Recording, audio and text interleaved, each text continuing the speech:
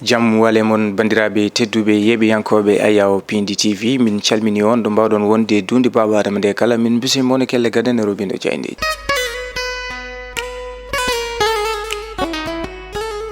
alarba sappo e go lewru septembre 2024 bisimilla mon eden kelle gaden robindo jayndeji puɗɗortoɗen ni koye jaynde gendira leydi Sénégal jaynde Le Soleil ɓe garti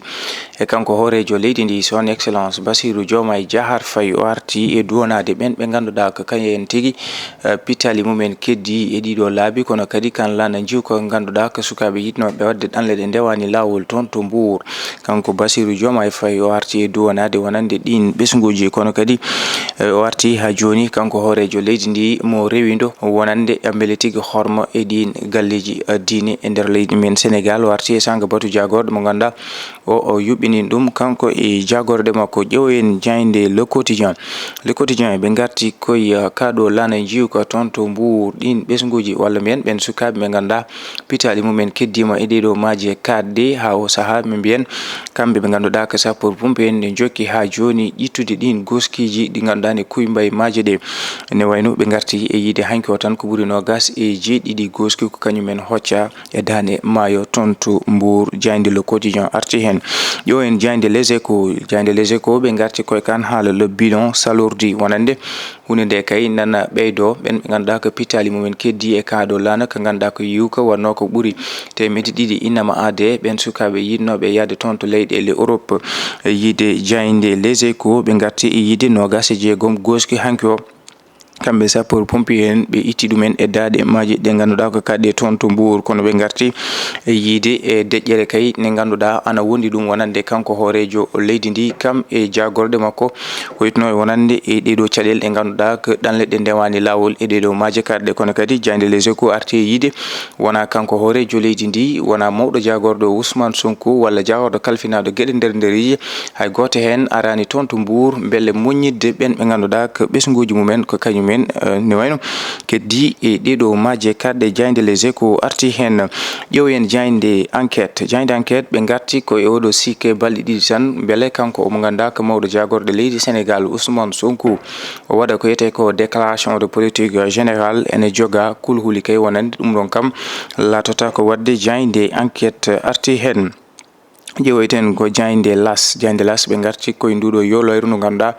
waɗi toon to Mbour ko ɓuuri mbiyen capanɗe 37 innama ade e yiide jaynde las ko pita ɓen sukaɓe ne wayno pitali mumen keddima e ɗeɗo maaje kadde ɓe garti e yiide hanki o ko ɓuuri nogas e jeeɗiɗi wonande goski ko kañumen kocca wonande e gon maayo kono ɓe garti omo ganduɗa ko jagorɗo kalfinaɗo cellal omo ganduɗa ko Ibrahima Sy arti e wonande to banggue to handu golle ɓen ɓe ƴettata alay saago wona jeeyaɓe e landa Pastef jaynde las arti hen jaynde tribune ɓe garti koye capanɗe 5 goski ki ganduɗa hanki o ne wayno o ko kañumen tigui kocca e ɗeɗo maaje kadde ɓen sukaɓe yinnoɓe wadde ɗanle ɗe ndewani lawol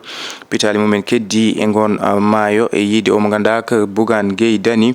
ene hawima kay deƴƴere wonande laamu ngu ko yetno wonande e ɗeɗo caɗele kono kadi o yamiri laamu ngu nde wawata tigui wadde ko yete ko deuil national ñalawma sunare wonande wertago leydi Sénégal kala ko yetno e ɗeɗo caɗele ɗiɗo ɓesguji leydi Sénégal naɓe ganduɗa ko hawruɓe e ladial tawi noon ko yidnoɓe yaade toon to leyɗele Europe jaynde tribune arti hen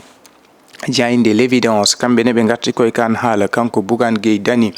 holliti alay saago laamu waɗa décrété ko yette ko deuil national wonande ñalawma sunare e leydi ndi kala wertago leydi Sénégal beele ha joni duwonade kame ñaganade ɓen ɓe ganduɗa ko sukaɓe tawi pitali mumen keddima e ɗeɗo maaje kadde caggal nde jinno yaade toon to leyɗele Europe kanko Bougane Gueye o arti hen jaynde Le Quotidien ɓe garti koye kan haala wonande deƴƴere hawnide e laamu leydi Sénégal ɗeɗo caɗele sukaɓe mum ɓe ganduɗa hande oɗo saaha ne wayno goskiji mumen nana ɓeydo ha joni e ɗeɗo maaje kadde tawi noon anni mumen ko yinnode yaade toon to leyɗele Europe kono noon ɗum lataki capanɗe 36 ɓe ganduɗa koskiji mumen koccama e ngon maayo walla mbiyen toon to boowal dande gueƴe to Mbour kanko Bougane Gueye Dany holliti ɗum ɗo de hollita tan ko nguɗo laamu wawa hattanani wonande ko totta ko kono kadi deƴƴere mum ko hunde nde ganduɗa ko ana metti wonande ɓesguji leydi Sénégal kala yiide jayde li quotidien tawi noon ko kanko Bougane Gueye ne wayno o lolli wonande e li quotidien artude e caɗele ɗe ganduɗa waɗi ɓen sukaɓe ɓe ganduɗa ko yoliɓe e ɗeɗo maaje. En ƴeewoytu jayde Besbi le jour ɓe garti koye 6 gênants si grave omo ganduɗa ko ministre de la santé et de l'action sociale kanko Ibrahima Sy mo ganduɗa kan haala ka o haalno toon to Kanel tumonde kanko mawɗo jagorɗo Ousmane Sonko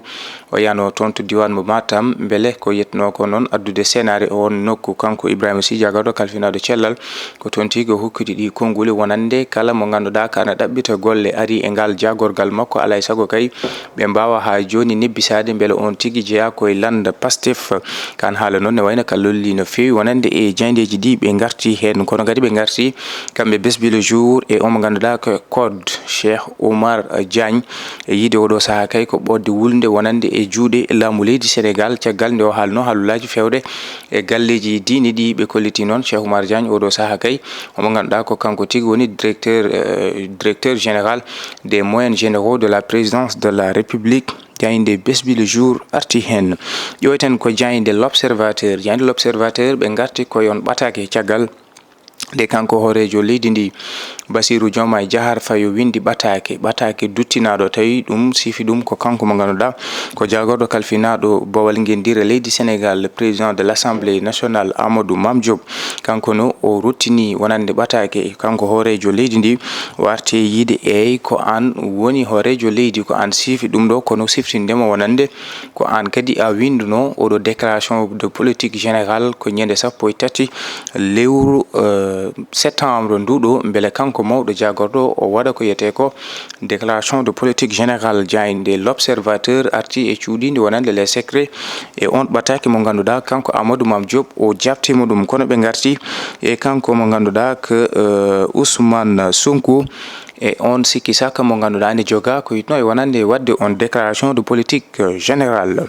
ƴoyten ko jayde l'exclusive ɓe garti koye kanko ni Ousmane Sonko to banggue wonande jillu makko toon to wuuro teddugo Touba yindirde halifa tedduɗo Serigne Mouhamadoul Mountakha Mbacké wal beele tigui ha joni wawde addude jaam kan haala ka ganduɗa oɗo saaha ɗum woni ko yardete atay kanko Cheikh Oumar Diagne e haala ka o haalno kanko Ousmane Sonko holliti o wona tigui neɗɗo ganduɗo on mo ganduɗa ko Cheikh Oumar Diagne mo ganduɗa ko sehil horejo leydi ndi son excellence Bassirou Diomaye Diakhar Faye ene tawe e jayde l'exclusive bandiraɓe tedduɓe yeɓiyankoɓe Ayaw Pindi TV ko ɗum woni komin doɓinno mon e jayndeji hannde kelde gadan e jayndeji subaka hannde o min dokkon aadi alkamisa janggo so hawre welede Allah ɗo e nden yo jaam jogo min jogo mon on jarama.